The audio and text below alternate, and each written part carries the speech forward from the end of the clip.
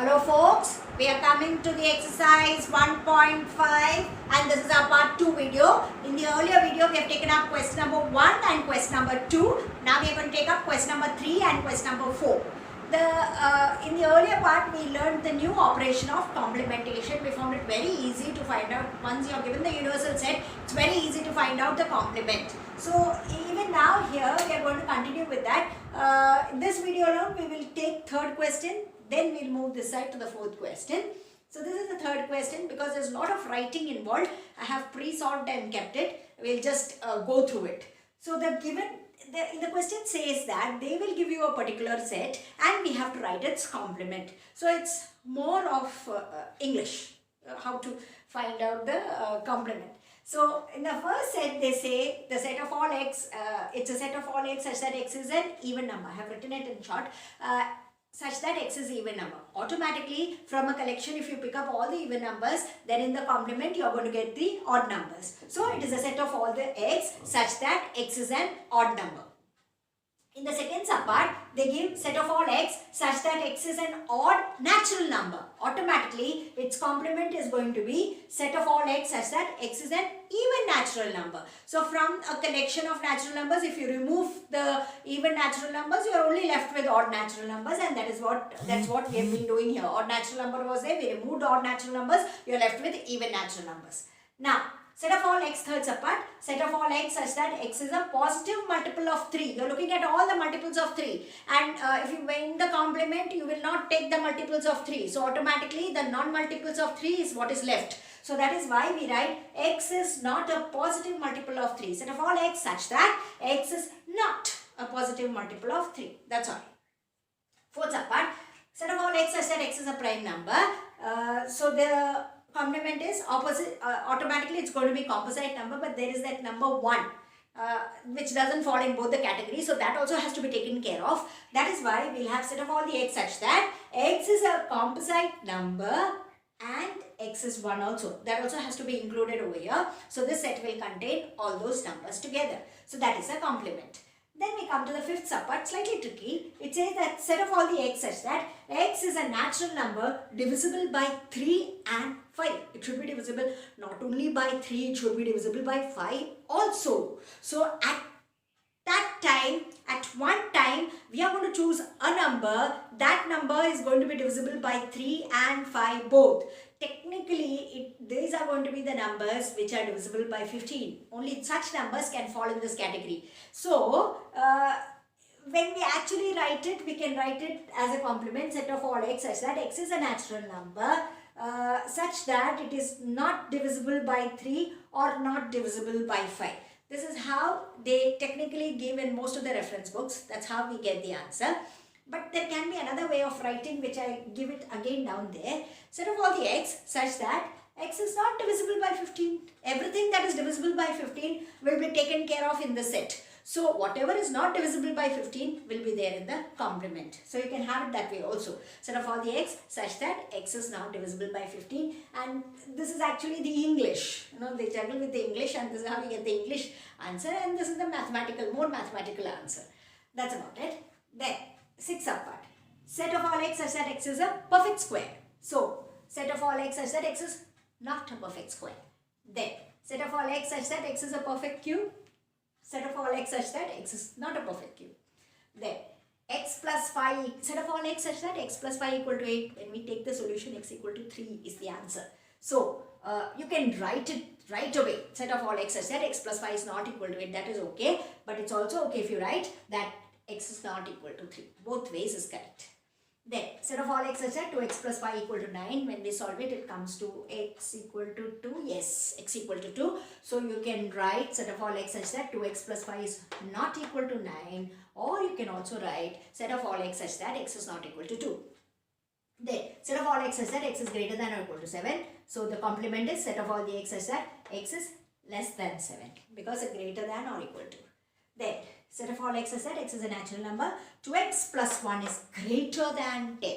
So set of all x such that x is a natural number. 2x plus 1 less than or equal to 10. You can also solve this and you can get the answer. So I think it's 9 and then 9 by 2. Or you can have set of all the x such that x is a natural number and x is less than or equal to 9 by 2. That way also you can write. This is how the answers are expected over here in this case where they ask us the complement. Now let's move to the question number 4. In the question number 4, they give us a universal set, they give us a set A, they give us a set B, and they ask us to verify this relation. We have to check whether this relation is correct or not. That we can do. Set Q is all the natural numbers from 1 to 9. Set A is consisting of elements 2, 4, 6, 8. Set B is consisting of element 2, 3, 5, 7. So let's quickly do all this. If we keep all this ready, I think it will be easy for us to get the answers. Let's keep all this ready and then just pick up together and get the ingredients, get the answer. Let's take here. A complement. Let's find out. B complement. Then whatever we require. All this will keep it ready so that it becomes easy for us to conclude. A union B complement. Then A intersection B. A intersection B complement. Let's find all that and then we can just sort things out and get the answer. A complement is very easy from A, from universal set 2, 4, 6, 8. We are removing. So what do we have? We have 1, we have 3, we have 5, we have 7 and we have 9.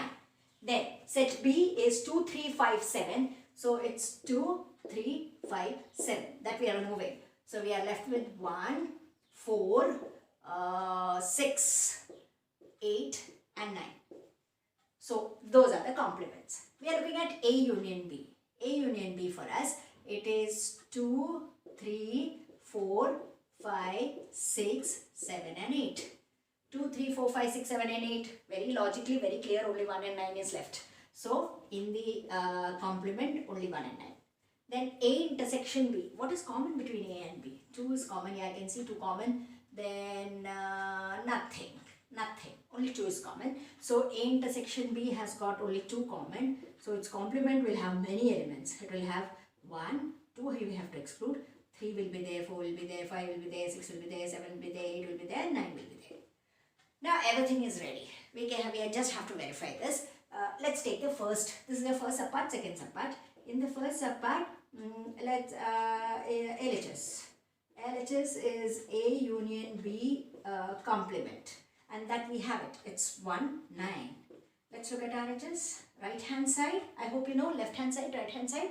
Right hand side has got A complement intersection B complement. A complement for us it is 1, 3, 5, 7, 9 and B complement is this, and we are going to see what all things are there. A complement, B complement. They want intersection, so we want common elements.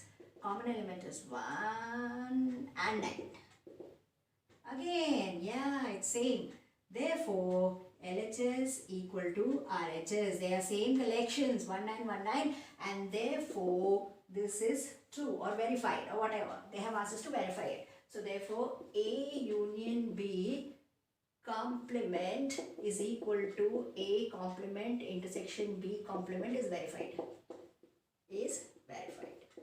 We move to the second subpart. Same thing we are going to do. Take the LHS left hand side. It is A intersection B complement. We have it. A intersection B complement. Oh, it's a huge set. A intersection B complement. My God, it's a huge set. 1, 3, 4, 5, 6, 7, 8, 9. Such a huge set. Okay, RHS is what? RHS is A complement union B complement. So you have this A complement, you have B complement, union, very easy. List everything, only common elements, stop, don't list it. So we have 1 here, A complement, union B complement. We will start with 1, 2 is not appearing, 3 is there, 4 is there, 5 is there, 6 is there, then 7 is there, and then 9 is there.